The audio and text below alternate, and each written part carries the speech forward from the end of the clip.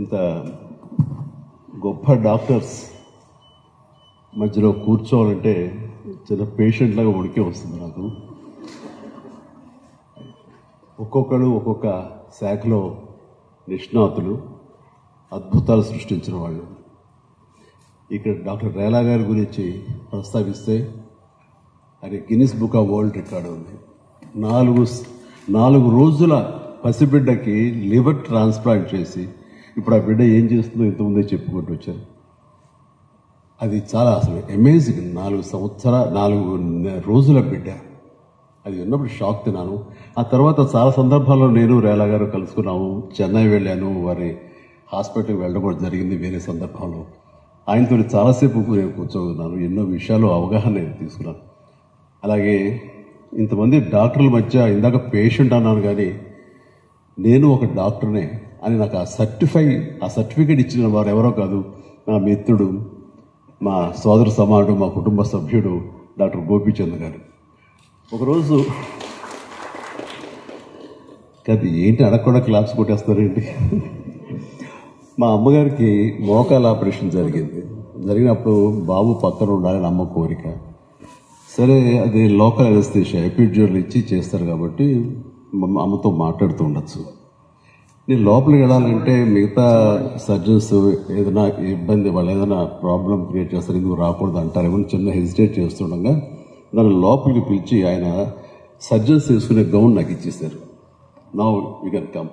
బాగుందండి, మీకు నాకు రిలేషన్ ఉంది కాబట్టి మీరు లోపలికి రమ్మంటున్నారు, వారి గారు అభ్యంతరం చెప్తే ఎట్లాగంటే ఒకసారి మీ గుండె వైపు చూసుకోండి అన్నారు. ఇది చూసుకుంటే డాక్టర్, అఫ్కోర్స్ నాకు డాక్టరేట్ వచ్చిందనుకోండి ఆంధ్ర యూనివర్సిటీ వాళ్ళు, అదే కదా అంటున్నాను. కాదు, doctor Chiranjeevi MBBS, doctor Chiranjeevi Dada MBBS అన్నాడు ఆయన. నాకంటే హా అనిపించి సరే థియేటర్లోకి వెళ్ళడం జరిగింది. అది ఆ రకంగా నన్ను డాక్టర్ చేసి సర్టిఫై చేశారు కాబట్టి ఆ అర్హతతోటి నా మిత్రులు, మరొక సోదరుడు, అందరికీ క్లాస్మేట్స్ ఉంటారు, కానీ నాకు మాత్రం నా రోడ్ మేటు డాక్టర్ రవీంద్ర గారు. ఇద్దరం గత 25 ఏళ్ళుగా ఒకే రోడ్లో ఉన్నాం. రోడ్డుకి అటు ఆయన కాపలాగా వస్తున్నారు, రోడ్డుకి ఈచో నేను కాపలాగా వస్తున్నాను. రకంగా ఎప్పుడు టైం దొరికిన సరే కలుసుకుంటుంటాము. జరుగుతున్నటువంటి అప్డేట్స్ కానివ్వండి, ఈ మెడికల్గా ఉన్నటువంటి ఇవన్నీ కూడా మనం చేసుకుంటాం. నాకు ఉండే ఇంట్రెస్ట్ కొద్ది. ఆ తర్వాత హాస్పిటల్కి వెళ్ళినప్పుడు స్టార్కి మన హార్ట్ స్పెషలిస్ట్ రమేష్ గురపాటి గారిని కూడా కలుసుకుని ఉంటాను. ఆయన అంత సౌమ్యుడు, అంత కంపోజ్డ్గా ఉంటారు. అది చూస్తుంటే ఒక మంచి స్నేహితుడనే భావం కలుగుతుంటుంది. ఆయన స్మైల్, ఎప్పుడు నవ్వుతారు, ఎక్కువ మాట్లాడరు ఆయన. అది పోతే ఇప్పుడే పరిచయం అయ్యారు శ్రీనివాసరెడ్డి గారు. ఆయన నా అభిమాని అని చెప్పేసరికి నా గర్వానికి అంతు పొందలేదు. అంత గర్వపడుతున్నాను. ఎందుకంటే ఆయన సాధించినవన్నీ కూడా నాకు చెప్తూ వచ్చారు. ఏమేమి అచీవ్ చేశారు, ఏ ఉద్దేశంతో ఈ రోజున ఇక్కడ సర్వీస్ చేయాలి, మరి ఇండియన్స్కి సర్వీస్ చేయాలి అనే ఉద్దేశంతో వచ్చినందుకు నిజంగా మనస్ఫూర్తిగా మన టెక్నికల్గా కానివ్వండి, మీ డాక్టర్ వృత్తిని మరింత ఉన్నత స్థాయికి తీసుకెళ్ళడం కోసంగా, మీరు అవగాహన పొందడం కోసంగా అబ్రాడ్స్ వెళ్ళినా సరే తిరిగి ఇక్కడికి వచ్చి ఇక్కడ సేవ చేయాలని మీ చక్కటి ఆదర్శానికి నా హృదయపూర్వక అభినందనలు తెలియజేస్తున్నాను. మీలాంటి డాక్టర్స్ నా అభిమానం చెప్పుకోవడానికి మరీ గర్వకారణం ఉంది. థ్యాంక్ యూ శ్రీనివాస్ రెడ్డి గారు. ఇక్కడ అవగాహన అనేది చాలా లోపించింది మన ఇండియన్స్లో కానివ్వండి, ఎస్పెషల్లీ మన తెలుగు వాళ్ళలో కానివ్వండి, ఈ ప్రాంతంలో. అంటే ఇక్కడ డాక్టర్స్ కొరత లేదు, ఇక్కడ హాస్పిటల్స్ ఫెసిలిటీస్ తక్కువ కాదు. గొప్ప డాక్టర్స్ ఉన్నారు ఇక్కడ, గొప్ప ఫెసిలిటీస్ ఉన్నాయి, వరల్డ్ క్లాస్ ఎక్విప్మెంట్స్ ఉన్నాయి ఇక్కడ.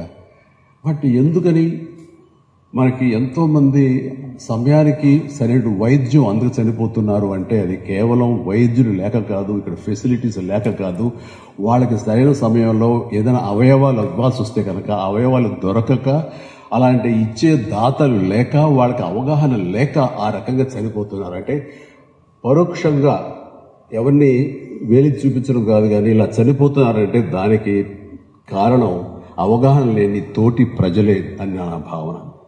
నిజంగానే ఇది 25 సంవత్సరాల క్రితం పైన బ్లడ్ దొరకక ఎంతోమంది రోడ్ యాక్సిడెంట్స్లో చనిపోతున్నారు. ప్రసవం టైంలో, డెలివరీ టైంలో మహిళలు చనిపోతున్నారు. తలసీమియా వ్యాధి కానీ, ఇంకోటి కానీ, లుకేమియా ఇలాంటివి వచ్చినప్పుడు వాళ్ళకి సరైన సమయంలో బ్లడ్ లేక చూస్తుండగానే ప్రాణాలు పోగొట్టుకుంటున్నారు. ఇది మన ఇండియా పరిస్థితి అని ఒక ఆర్టికల్ చదివిన తర్వాత నాకు ఒకసారి అనిపించింది, మనకి జనసాంద్రత ఉన్న భారతదేశం. అలాగే నా విషయానికి వస్తే నాకు వేలు లక్షల్లో అభిమానులు ఉన్నారు. వీళ్ళంతసేపటికి థియేటర్స్కి వెళ్ళటం, పాలాభిషేకాలు చేయటం, అక్కడ క్లాప్స్ కొట్టడం ఇవి కాదు కదా. వాళ్ళంత పొటెన్షియాలిటీ ఉన్నటువంటి ఆ ఫ్యాన్స్ చేత మనం ఈ సోషల్ సర్వీస్, ఈ రకమైన అవగాహన, ఈ రకమైన డొనేషన్ డ్రైవ్ వైపు, బ్లడ్ డొనేషన్ డ్రైవ్ వైపు మనం గనక వాళ్ళని మళ్లించగలిగితే ఎంతో కొంత మనం ఈ యొక్క చావులకి రాకుండా లేకుండా చేసిన వాళ్ళం అవుతాం అనే ఉద్దేశంతో నేను అది మొదలుపెట్టాను. మొదలుపెట్టినప్పుడు I was little sceptical weather I can continue it or not. But వాళ్ళకి చిన్న ఆశ చూపించాను, ఎవరైతే బ్లడ్ ఇస్తారో వాళ్ళతోటి ఒక ఫోటోగ్రాఫ్ ఇస్తానని. దాంతో చాలా ఉత్సాహం వచ్చారు. మళ్ళీ ఇంకో డౌట్ నాకు, ఇచ్చిన తర్వాత ఒక ఫోటోగ్రాఫ్ తీసిన తర్వాత మళ్ళీ ముందుకు రారేమో, ఆగిపోతుందేమో అని. ఆగటానికి వీలు లేదు. ఎందుకంటే అప్పట్లో ఫోటోకి టెంప్ట్ అయిన అభిమానులు వచ్చారు, కానీ జనరల్ పబ్లిక్ రావటం అనేది చాలా కష్టం అయిపోయింది. ఎందుకంటే బ్లడ్ ఇస్తే ఎనిమిగ్గా అయిపోతాం మనం, రక్తహీనతతోటి మనం బలహీనపడిపోతాం అంటూ ఎవరు ముందుకు వచ్చేవాళ్ళు కాదు. వాళ్ళందరికీ లేదు, మీరు కనుక బ్లడ్ డొనేట్ చేస్తే విత్ ఇన్ నో టైమ్ ఆ 350 ml ఆఫ్ బ్లడ్ బయటికి వెళితే దానికి తగినంత blood with in days, 4-5 days లోపల మళ్ళీ వస్తుంది. కొత్త బ్లడ్, కొత్త సెల్స్ ఆక్సిజన్ పీల్చుకుని మరింత రీజన్యువేషన్ తోటి మరింత శక్తివంతంగా మీరు ఉంటారు, రండి. ఒలింపిక్స్కి వెళ్ళేటప్పుడు చాలా మంది స్పోర్ట్స్ పర్సన్స్కి ముందస్తుగా పాత బ్లడ్ తీసుకుంటారు, తర్వాత కొత్త బ్లడ్ ఏర్పడుతుంది కాబట్టి మంచి శక్తివంతంగా ఉంటారట. ఇలాంటివి చిన్న చిన్న క్లిప్పింగ్స్, చిన్న చిన్న వీడియోలు, చిన్న చిన్న ఆడియోలతోటి నా సినిమాలకి లింకప్ చేసి, నా ఆడియో క్యాసెట్స్కి వాటికి లింకప్ చేసి నేను పంపిస్తూ, అలాగా 5-6 ఏళ్ల తర్వాత ఆ ఉధృతం అందుకుంది. ఈ రోజుకి చాలా గర్వంగా చెప్పగలుగుతున్నాను. ఎక్కడ బ్లడ్ సమయానికి దొరకక చనిపోవటం అని కానీ, అండ్ రక్తదాతలు ముందుకు రాకని కానీ అలాంటి పరిస్థితి 90% లేకుండా పోయిందంటే అందులో ఎంతో కొంత నా పార్ట్ ఉందని చెప్పినట్టు. అలాగే ఐ డొనేషన్ అంటే కార్నియా ట్రాన్స్ప్లాంట్ కోసం, ఆ కార్నియా కోసం అంటే చనిపోయేటప్పుడు మనతో పాటు కాలిపోయే ఆ కార్నియా, ఆ కళ్ళు చనిపోయిన తర్వాత ఇంకొక వ్యక్తికి, ఒక ఇద్దరు వ్యక్తులకి కంటి చూపు వస్తుందంటే అంతకంటే పుణ్యం మహాకార్యం ఏముంటుంది చెప్పండి. అందుకు నా విషయంలో కూడా ఎంతోమందికి అవగాహన కల్పించేలాగా మళ్ళీ ఇదే పద్ధతిలో నేను ప్రమోట్ చేస్తూ ఇదే పనిగా చేస్తుంటే, ఆ తర్వాత ఎన్నో మంది వాళ్ళ చనిపోయిన తర్వాత వాళ్ళ బంధువులు కార్నియా తీసుకొచ్చి నాకు అందించేవాడు. నేను ఎల్వి హాస్పిటల్కి పంపించి, ఎల్విప్రసాద్ గారి హాస్పిటల్కి చాలామందికి కంటి చూపు వచ్చేలా చేయగలిగాను. ఈరోజు ఉదయం 2:30-3 గంటలకి మా అత్తగారు ఇక లేరు అన్న వార్త వచ్చిన తర్వాత అరవింద్ గారేమో బెంగళూరు వెళ్ళారు. నేను ఒక్కడిని ముందు వెళ్ళినవాడిని. నేను అక్కడికి వెళ్ళిన తర్వాత ఆవిడ డిడ్ నో మోర్. ఆ సమయంలో గోపి గారు మనం అనుకున్న ఈ ఆర్గాన్ డొనేషన్ గురించి నాకు గుర్తుకొచ్చింది. నా సెల్ ఫోన్ గుర్తుకొచ్చిన తర్వాత అంత మిడ్ నైట్ అంటే 2 o'clock 2:30 ఆ ప్రాంతంలో బ్లడ్ బ్యాంక్ ఫోన్ చేసి స్వామినాయుడిని నిద్రలేపి మా బ్యాంక్ తీసుకున్నాను. ఎల్వి ప్రసాద్ హాస్పిటల్ ఎవరైనా టెక్నీషియన్స్ ఉంటారా, నేను ఆవిడ కార్నియా ఐ డొనేషన్కి నేను మిగతా ప్రిపేర్ చేస్తాను అంటే, సార్ ఈజీ చేతి సార్, వాళ్ళు రెడీగా ఉంటారు, స్టాండ్ బై 24/7 అంటే వాళ్ళకి తీసుకురా ముందని చెప్పేసి అరవింద్కి ఫోన్ చేసిన. అరవింద్కి తెలిసి ఎయిర్పోర్ట్కి బయలుదేరాడు. అరవింద్లు ఇవ్వాలనుకుంటున్నాను, నాకు అత్తమ్మ గారికి మా అమ్మగారికి మధ్య ఒకసారి ఒక కాన్వర్జేషన్ జరిగినప్పుడు మీరు ఇస్తారా అని అడిగాను. అన్నప్పుడు బాబు కాలి బూడిదైపోతాం కదా, అయిపోయే దానికి చచ్చిపోయి ఉంచుకుని ఏం చేస్తాం, అలాగే బాబు నీ ఇష్టం అన్నారు. ఎక్కడ ప్లెడ్జ్ ఫామ్స్ మీద సంతకాలు పెట్టలేదు, కానీ ఆ మాట నాకు ప్లెడ్జ్ లాగా అనిపించింది. ఏం చేయమంటారు అరవింద్ అడిగితే, please go head. So early morning అది తీసి నేను హాస్పిటల్కి వెంటనే పంపించాను. దానికి సాక్ష్యమే ఇది.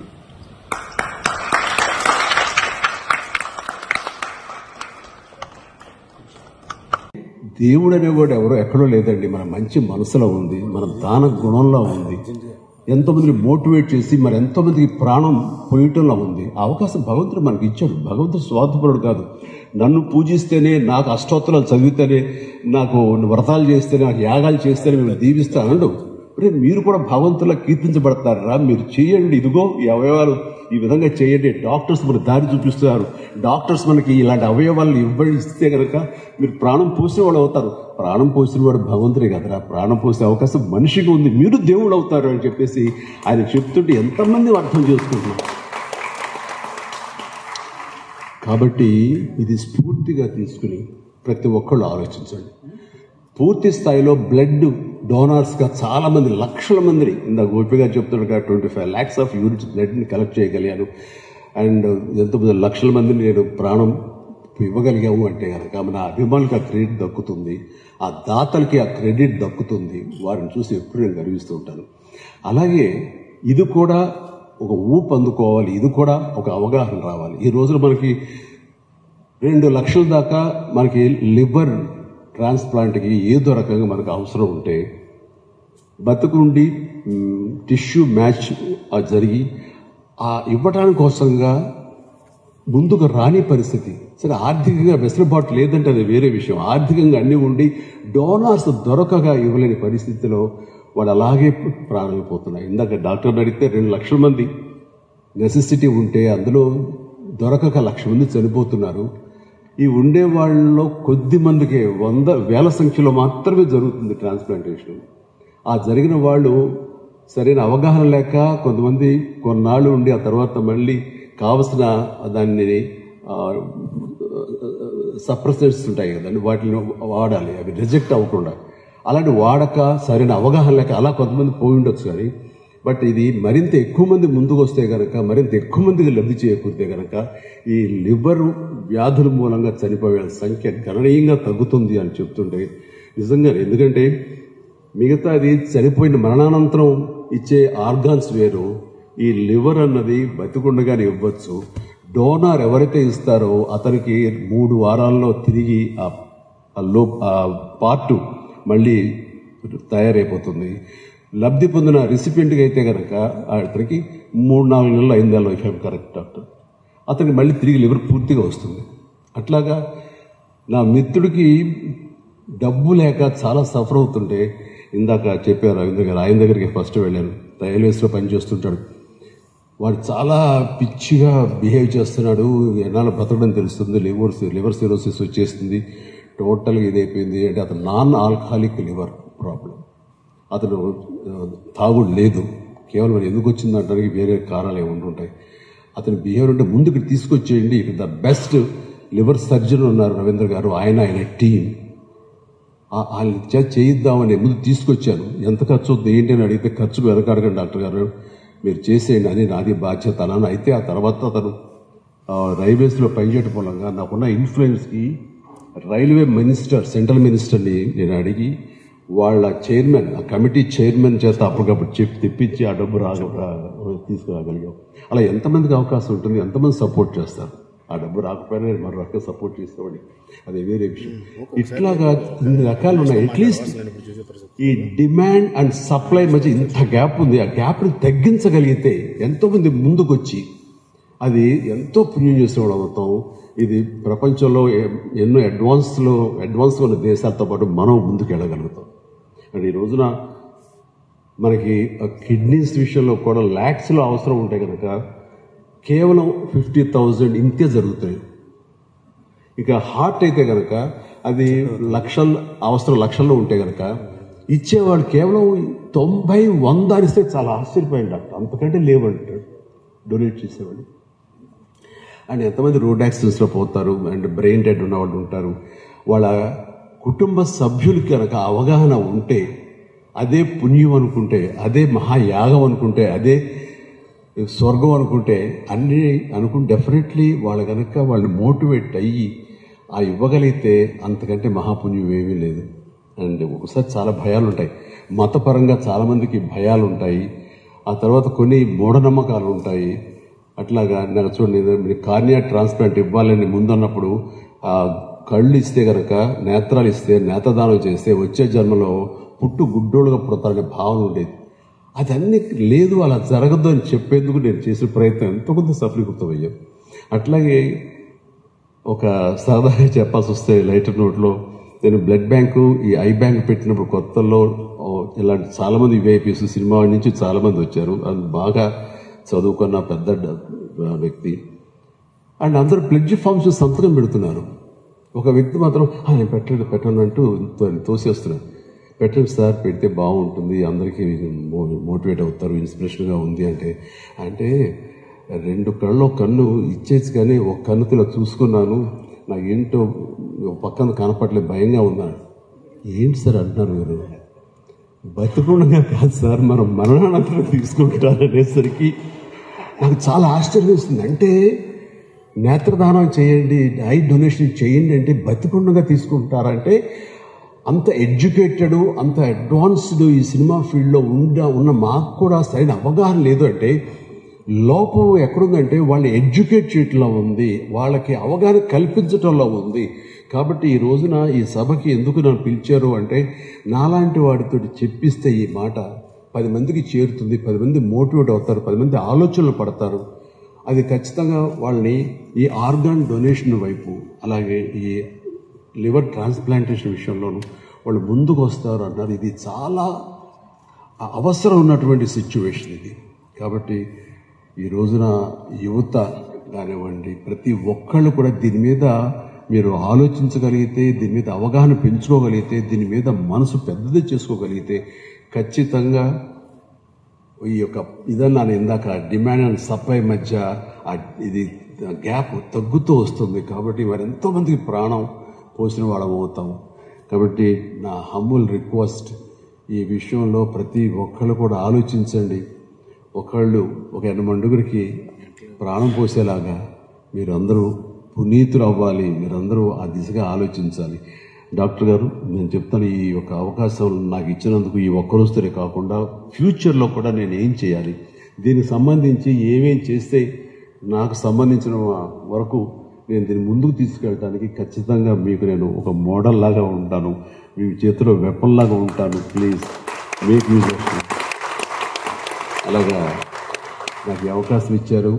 అండ్ నేను మెడికల్గా నన్ను అవగాహన ఉన్న మనిషిని కాదు కాబట్టి తప్పులు మాట్లాడుంటే క్షమించండి. అండ్ నేను ఈ రోజున కాదు, ఎప్పుడో మనం ఫస్ట్ టైం కలిసినప్పుడే రవీంద్ర గారు నా అవయవాలన్నీ కూడా నేను ఇవ్వటానికి సంసిద్ధునయ్యాను. అండ్ నాకు తెలిసిన మా వాళ్ళందరి చేత కూడా నేను ఒప్పించి వాళ్ళు కూడా అవయవదానం చేసేలాగా నేను సంసిద్ధునవుతాను. ఆ విషయం మీకు చెప్తూ చాలా గర్వంగా ఫీల్ అవుతున్నాను. నాకు ఈ అవకాశం ఇచ్చినందుకు ప్రతి ఒక్కరికి నా హృదయపూర్వక ధన్యవాదాలు తెలియజేస్తూ సెలవు తీసుకుంటున్నాను. జై హింద్.